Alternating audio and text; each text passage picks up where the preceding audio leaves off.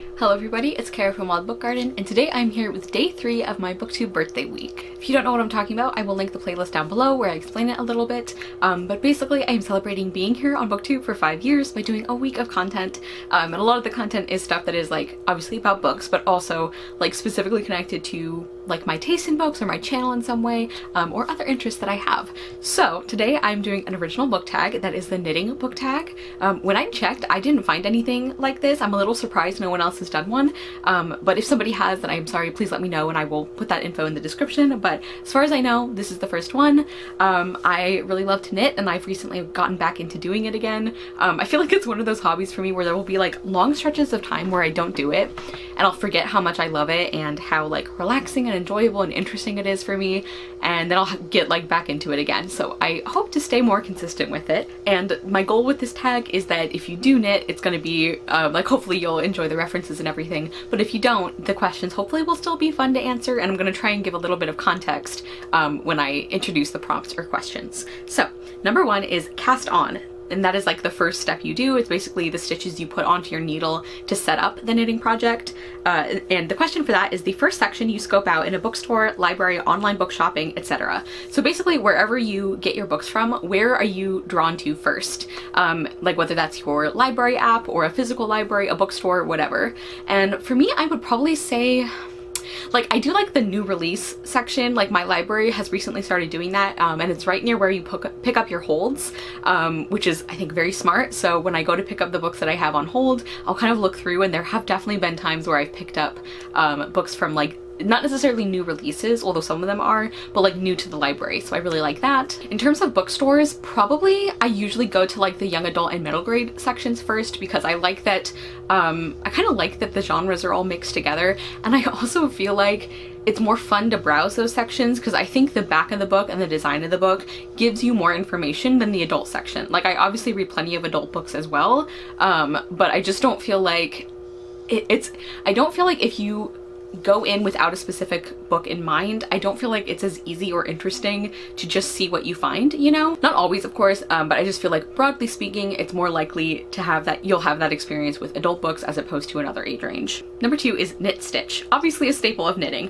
a super hyped book that completely delivered for you. So, you know, knitting, it's like representative of the entire activity, so I linked that to BookTube hype. Hopefully that makes sense. And I feel like I talk a lot about books that are like overhyped for me, you know, that I read and I'm a little disappointed in, and I really should focus more on the books that really live up to the hype, because there's actually a lot more of those than I thought.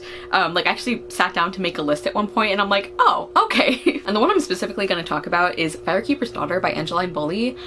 I freaking loved this book. Like I had only heard glowing reviews from people, like just people praised this book so much, and then I got to it and it was everything I heard and more. Like it was so well written, the like characters were so compelling, I loved the writing style, the way that Angeline Bully sets up the premise and the characters and the setting, and like all of this just feels so effortless. Like obviously it's not, but like she just draws you into the story. Like the plot and the mystery aspect were super compelling.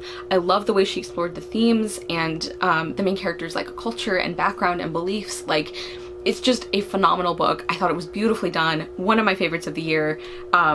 Yeah, like everybody says this book is good and everybody is correct. I also should mention that I was not feeling like getting out the stack of books for this video, so even the books I own, you're just gonna see a picture for. Number 3 is Purl Stitch. As important as the knit stitch, but probably not as famous because, you know, it's not called purling. You say that you're a knitter, not a purler. Name a character that you think deserves more love. That can be from the fandom, from the author, or both. And the answer I went with is Raina from Where the Rhythm Takes You by Sarah Das. I love her so much and I love this book so much. This is a retelling of Persuasion that is contemporary and it's set in Tobago, and I love the way the setting was done. I really liked the way the author interpreted the elements of Persuasion. Like this is the only Persuasion retelling I have ever enjoyed. Like I just think this is really impressive. I really liked the writing, I liked the characters, I thought the relationships were done well, and I'm somebody who doesn't like second chance romances, like hardly ever. The only other one I can think of besides this one is the original Persuasion.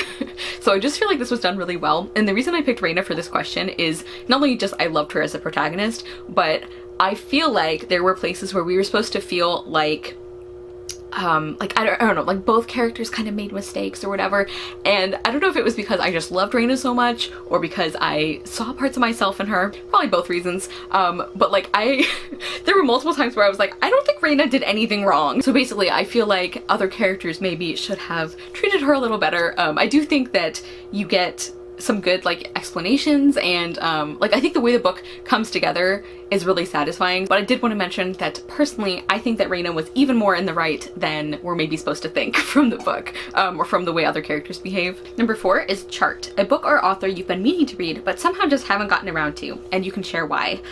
So Chart is, I'm trying to think how to describe it. I have not done a pattern with the chart yet, and I keep meaning to. I know that you should. Basically, it's a shorthand way to communicate a pattern of stitches that you're going to be using a lot, or there's going to be a lot of repeats. Especially it's used a lot for like color work, like color knitting, or like lace knitting, and I like written patterns better where it actually writes out the steps. I find that easier, but I do know that charts are important, so someday I'm going to get around to learning how to use them. I don't think it's like even going to be that difficult. It's just so different that I am stubborn about it, that I've been putting it off, but someday I will use charts. And so I wanted to mention Barbara Pym for this question. I have read one book by her, which is Excellent Women, and I loved it. I actually really enjoyed the audio. I gave it 4 stars, and then when I reread it, thinking I would get more out of it if I read it physically, I gave it 5 stars. I really loved it. I think she's so warm and clever. I love her characters. I love the way that she seems to tell stories about like the importance of like ordinary people and like ordinary lives and stories, which is something I enjoy. And she's just so funny and compassionate. Like her books are very quiet. I say books like I've read more than one, but I haven't, and that's why I'm talking about it for this question. I think I've been putting it off because I loved that one so much that I like want to savor her books, but it's been a while. Like I can go ahead and read another one, and I just haven't. I think also I don't want to think about running out of her books in the future. I'm also maybe a little worried I won't love her other books as much as Excellent Women. I don't know, there's a lot of reasons, but someday I will read more books by her. I own multiple books, I just need to read them. Number 5 is Double Pointed Needles, or DPNs. So this is a 2-part question. The first part is recommend a series that you can actually read out of order. And the second part is recommend one that people might think you can, like maybe they're companion books that people think they can start wherever, but you actually can't. So I picked this for Double Pointed Needles because double pointed needles obviously have points on either end, so you can knit with either end. So I was thinking like, you know, series starting from the beginning or from the ending. And a lot of times you will use these for knitting round things without having to seam them. So like socks, sometimes hats, sometimes cowls, stuff like that. So the first one, I recommend a series you can actually read out of order, and I'm not talking about like people who like read like the 4th book in a series for review and then they hate it and they give it a bad review because they didn't understand it. The number of times I have seen this on Goodreads is infuriating to me, so I'm not talking about that. Book series that you can actually read out of order. I just went with one book that is part of a larger world, and that is Song of the Crimson Flower by Julie C. Dow. This is connected to her, what is the name of that other series? I don't remember. I think Kingdom of the Blazing Phoenix is one of those books. So there's like 2 books and then there's like the spin-off kind of. And I didn't really have an interest in the 2 books she wrote prior to this, but I ended up being really interested in Song of the Crimson Flower, and I feel like that one is mostly separate. Like I think technically it might be listed as 2.5 in the series, and if you're planning to read the other books at all, I would say maybe you would get more out of them if you start with those, because there are characters who appear in the last book, so it would spoil some stuff. But if you're concerned about like, I don't care about those books, but would I be able to understand this other one, you definitely can. I really enjoyed it. I've talked about that book a lot lately. It's a fantasy with a strong romance element, and this is another case where I don't like most of the tropes involved. Like the romance is kind of a, like one character likes the other one much earlier and you're kind of waiting for the other character to catch up, but it's also kind of not like that because both characters realize that they misjudged the other person. Like the book talks about how you kind of like put somebody on a pedestal without actually getting to know them as a person, and I just really enjoyed the characters and the romance. There's some like great romance scenes. I thought the world was really well done, and there is some like more serious elements to the plot, but overall I feel like it's more about the relationship, and I really enjoyed the relationship.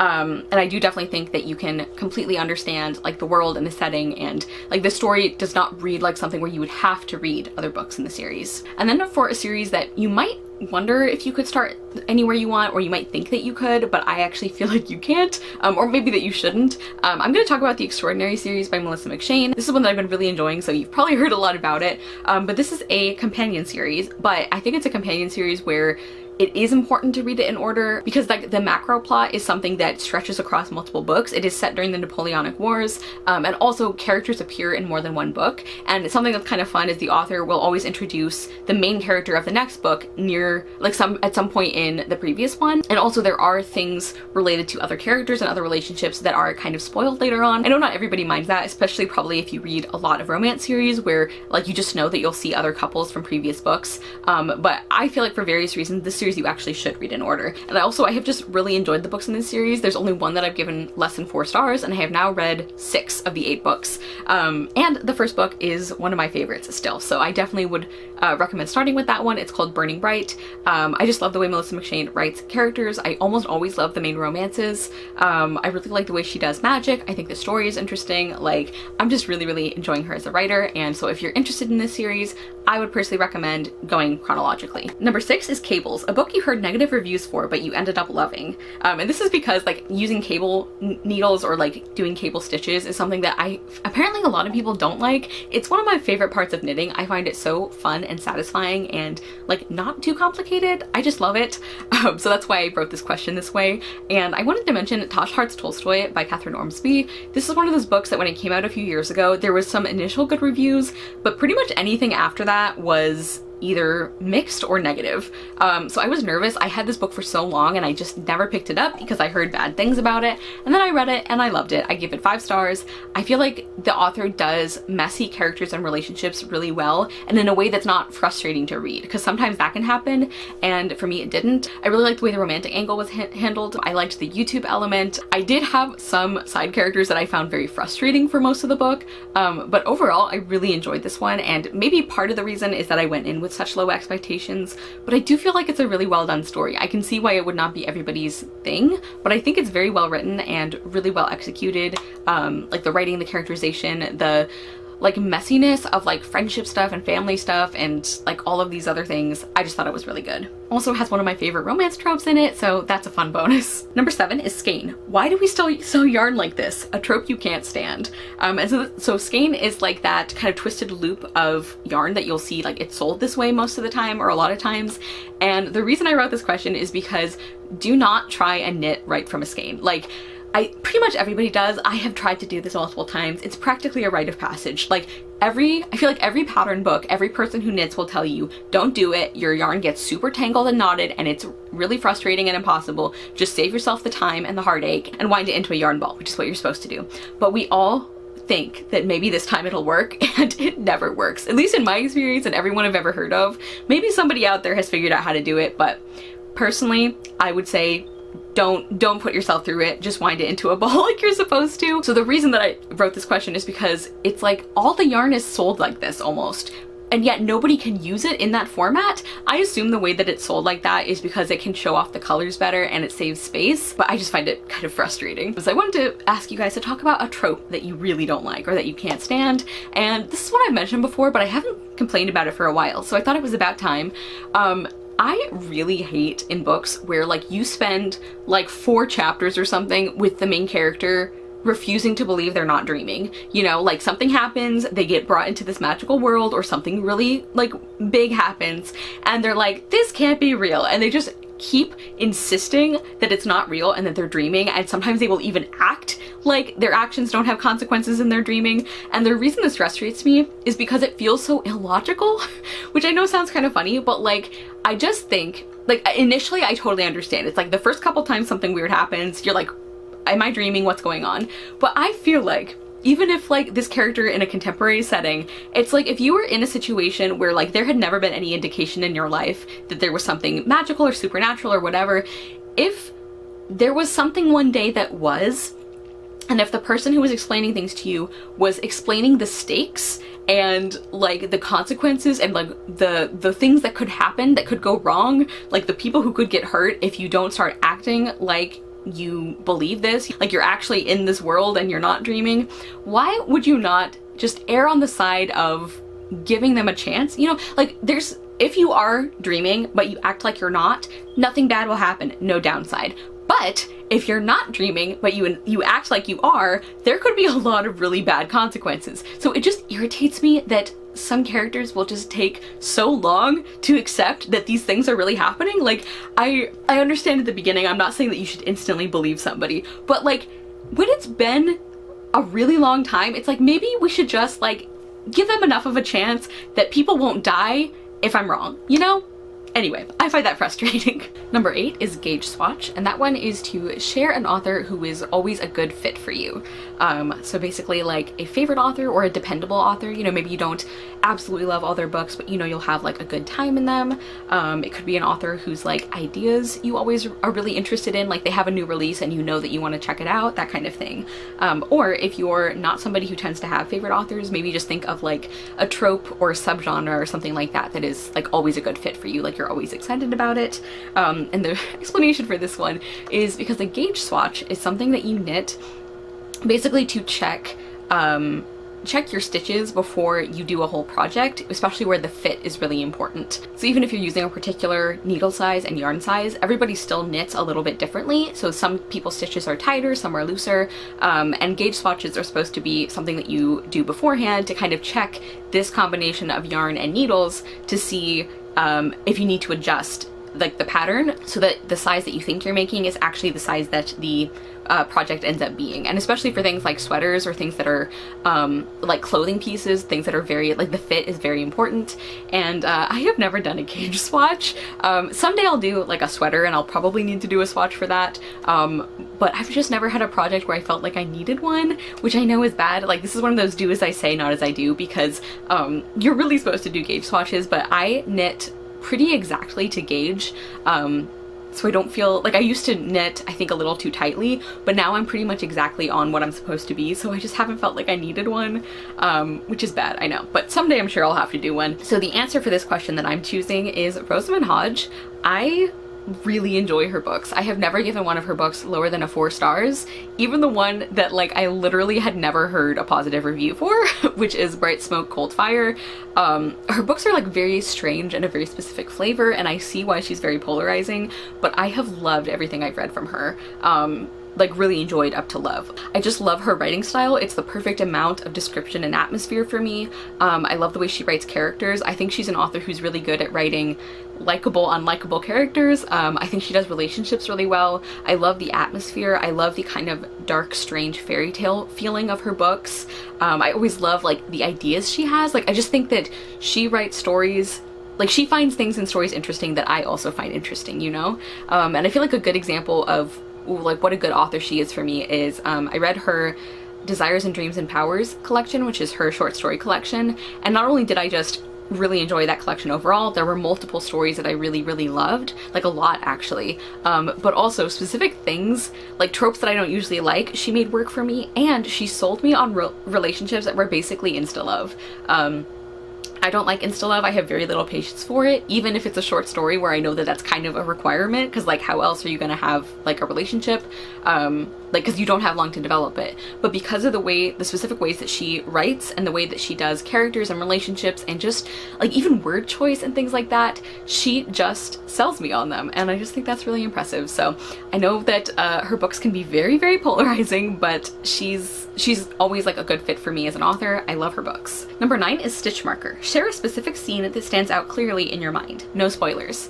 So a stitch marker is, as it sounds like, it's something that you put to mark a particular place in your stitches or in your project, and that is so you can keep track of where a pattern starts, or maybe it's to mark a place that you need to measure, you know, but it's about drawing attention to something. And so the question is about a particular scene that really sticks in your mind, you know, that is like marked in your mind. And I feel like I had another answer I was going to talk about, but the one that like now keeps coming to mind is actually very appropriate for this video going up in October, because it's a creepy book, or like a creepy scene, and that is from Verdigris Deep by Frances Harding, who's obviously an author I really love. She does like creepy atmospheric books just in general really well, but Verdigris Deep is one where me and Hannah, like, obviously we're discussing this book as part of our live show, and one of the things I talked about is how I still remembered this particular scene like years and years and years after I read it, and I just think that's really impressive. Like it's so like visceral and like atmospheric and well written, and I just think that's an indication of like what a talented writer she is and how well she can do creepy atmosphere.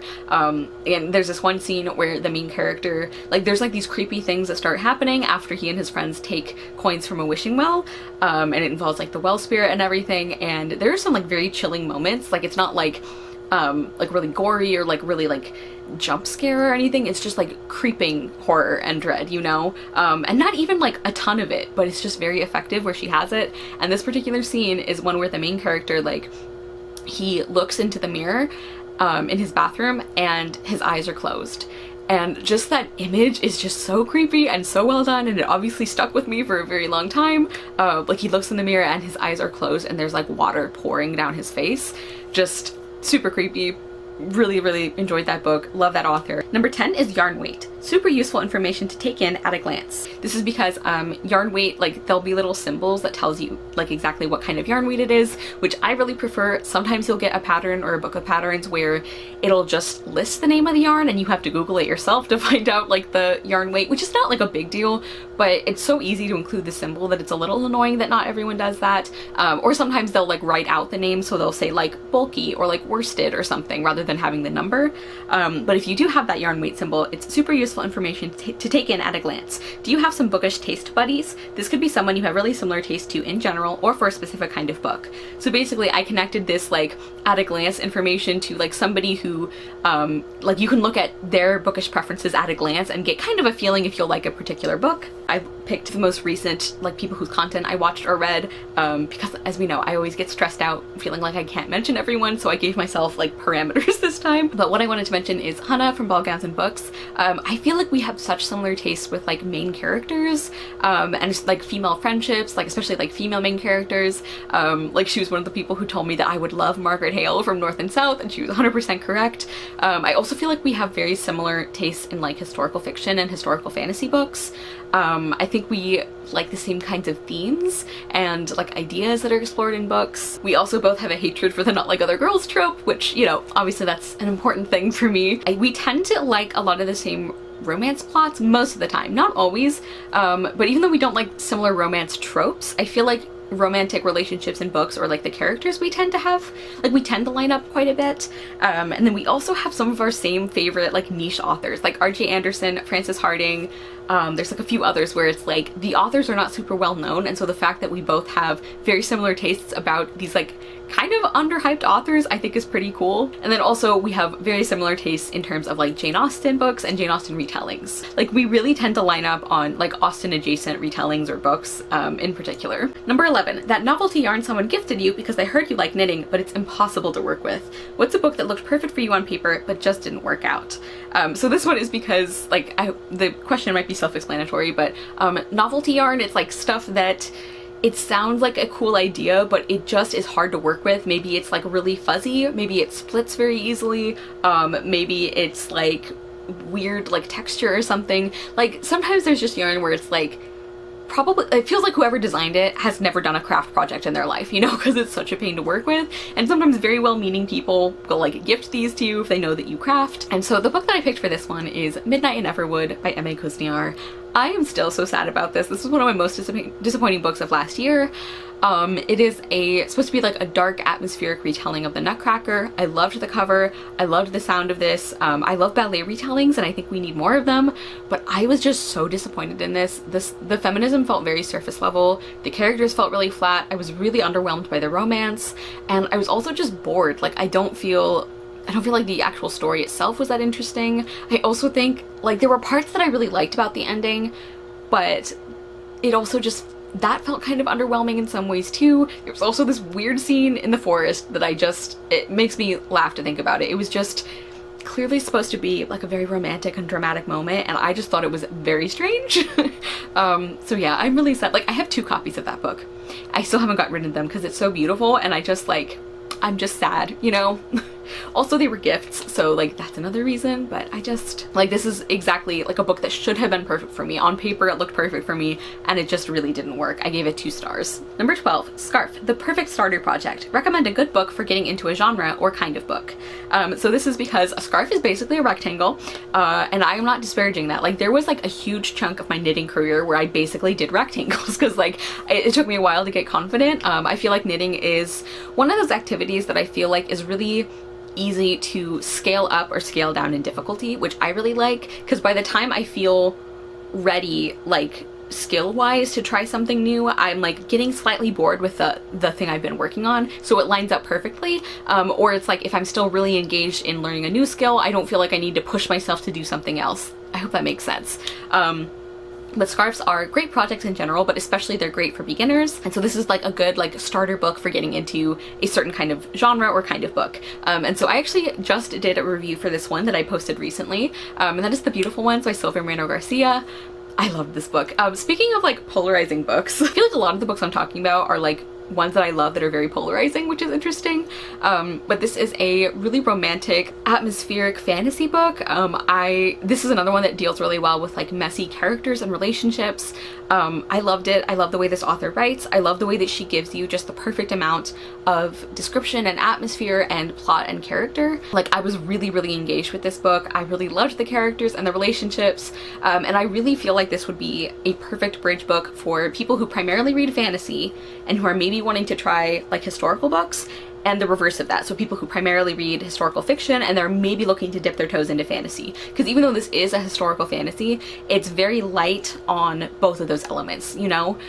So I just think it would be a really great starter book for that, and it's also one that I just love. Number 13, Socks. Handmade socks are way harder than they look. Talk about an underappreciated author who deserves more hype. So this question is because I feel like socks are kind of considered like, well, they're not a very glamorous gift, you know? Even though there's some really pretty like patterns for them and there's some very cute socks, I feel like maybe wider, I don't know, societal perceptions is that socks would be, like, I don't think people appreciate how much work they can be, basically.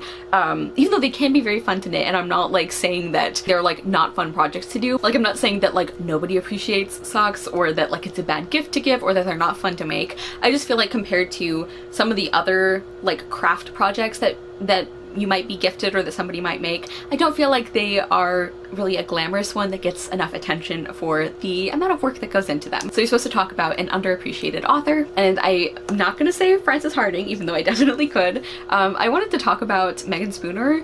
I have a whole review on Sherwood. I loved that book. I also really enjoyed Hunted, and I've also really enjoyed her co-written science fiction series, and then there's another trilogy of sci-fi books that she wrote herself that I want to read. But I just think she is a really, really talented storyteller, and she's another author where I like the kinds of stories she tells. I like the kind of characters she tends to write. Like, I think her ideas line up really well with the things that I like to read. I think her writing itself is really good. She's another one, you can tell there's kind of a theme with at least a certain kind of authors I enjoy where their writing is like the perfect amount of description, because I'm very, very picky about like really flowery writing or very descriptive writing, and I feel like Megan Spooner is another author who does a great job of balancing atmosphere and tone and description, you know, like setting and everything, with the characters and with the plot, and I love the way she incorporates themes in her books. Sherwood is my favorite from her, but like I just think she's really talented, and I wanted to mention her for this question because even though like some of her books have been relatively high profile, I feel like of the duo of Megan Spooner and Amy Kaufman, like they're the ones who wrote that sci-fi trilogy I was talking about.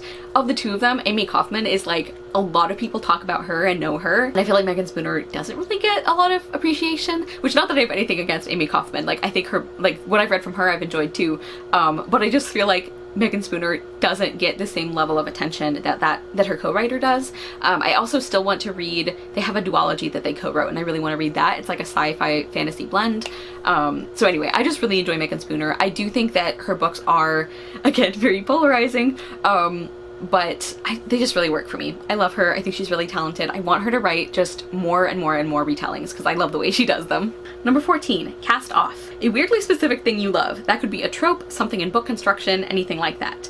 So casting off is like basically the last thing, like the last actual knitting stitch thing that you do, where you finish off your row of stitches and then all you have left to do is like finishing, you know, like weaving in yarn ends and stuff like that. And so the reason I picked this, like I wrote this question this way, is because I love casting off. I feel like it is really, really satisfying, like to just, you've put all this work into a project and now you're just watching the number of stitches just shrink and shrink and then you're done. Like I just think that's very satisfying to do, and I just enjoy that. And that is like a very specific thing because obviously you only do that once, maybe a couple times per project if you're like knitting multiple pieces that you sew together. So I picked like an extremely specific trope to talk about that I don't think I've mentioned before. I think I've mentioned liking books that do it, but I don't think I said what the trope was. And I've only come across this like once or twice in books or TV or anything, but I really like it. It's like such a small thing, but I enjoy it. And that is like the lipstick fake makeout kind of thing. So basically where like there's a couple and one character, like they have to make it look like they're together or like they were just like kissing or something, and so they have to get like lipstick on the other person's face, and so they like it's like a way that they can kiss without like really kissing, and that still adds tension for if they have like a big like romantic scene later. Like I just think that's really like fun and romantic, and it has some good tension. And like I said, I feel like that's also a way that you can have a dramatic like kiss scene, but then you can still have a dramatic romantic scene later that still feels like a first kiss with them, if that makes sense. I don't know, I've only come across this a couple times, like I said, but I enjoy it. Glimpsed, I don't remember the author for that one, something Miller I think, but that was a book that I had some issues with, but overall I enjoyed it. And one thing that I really liked was the main romance eventually, and specifically some tropes with that, including the like fake makeout lipstick thing. And then finally, number 15 is crafting party. Honestly, one of the best parts of any hobby is sharing it with friends. Tag some people who craft or who might like to answer the questions. So as I was kind of saying at the beginning, this tag might seem very specific, but I really want it to be for anybody who's interested in it. Definitely if you enjoy knitting, or if you're just starting to knit, if you've knit in the past, like even if you haven't been like in the mood or able to do crafting, you are still a crafter. So if you would like to do this, please do it. Maybe you have never knit anything in your life, but you like the questions, please do it. Maybe you crochet and you don't knit, but you might want to do this tag. That would be great too. I don't crochet, so I wouldn't really be able to come up with questions for crochet, but if you are a crocheter and you would like to do this, please do it. Or if you do a crochet tag, we could trade tags, that would be fun. So I do have a few people that I'm specifically going to tag, but only of course if you want to do this, and I really do mean it. Like if you would like to do this tag, please do this tag. Just let me know, because I would love to see people do this tag. Oh, and something else before I get into tagging people, if you are just like getting into knitting and like, or you're just doing like basic projects, please don't be overwhelmed by the number of terms I talk about. Like knitting, I really do think is something that it's very like beginner friendly, and not that it's not frustrating at the beginning. I don't even know how many times I had to rip out the same set of cast on stitches. So it's not that it's not frustrating at the beginning, but I do feel like it is an activity and a hobby that is very customizable for like what you're ready to like work on or learn. So please don't be like intimidated or worried by like the number of different terms and stuff I talk about. If you want to work up to those, it will come in good time. If you never want to work up to those, that's cool too. You don't have to do a specific difficulty or kind of project in order to be a crafter. So a few people I want to tag, my wonderful friend Yvette from Book Cave, I know has been getting into knitting lately. I would love to hear your answers if you would like to do this. And Hannah from Ladette M, I know we were talking recently about knitting, and I don't remember if you said that you've done it in the past and not recently, or that you were curious about learning it, but if you would like to do these questions, I would love to hear your answers for them. And then my friend Huck from Badger Reads, I know is a crocheter. I know you have done knitting before, but you're more of like a crochet person. But if you would like to do these questions, even though knitting is not like your yarn craft of choice, I'd love to hear your answers. And then a couple people who I just know do kind of like craft things in general. Cousin from Always Doing, again, if you would like these questions, I'd love to hear what you think. And Kelly from Cozy Reader Kelly, I know you also do different types of crafting things. Again, not necessarily knitting. I don't remember if you mentioned that you do that or not, but I'd love to hear you answer these questions if you're in the mood. So yeah, anybody else who would like to do these, please do. Please let me know what you guys think of the tag. Let me know an answer to one of the questions if you like. Let me know if you enjoy crafting, if there's like a craft you want to talk about, or like a book you love. Let me know about any of these polarizing books that you also love, because apparently that was an unintentional theme for my answers, was like very mixed opinions on some of these books. But thank you guys so much for watching. I will see you soon with another video, and I hope you love the next book you read. Bye!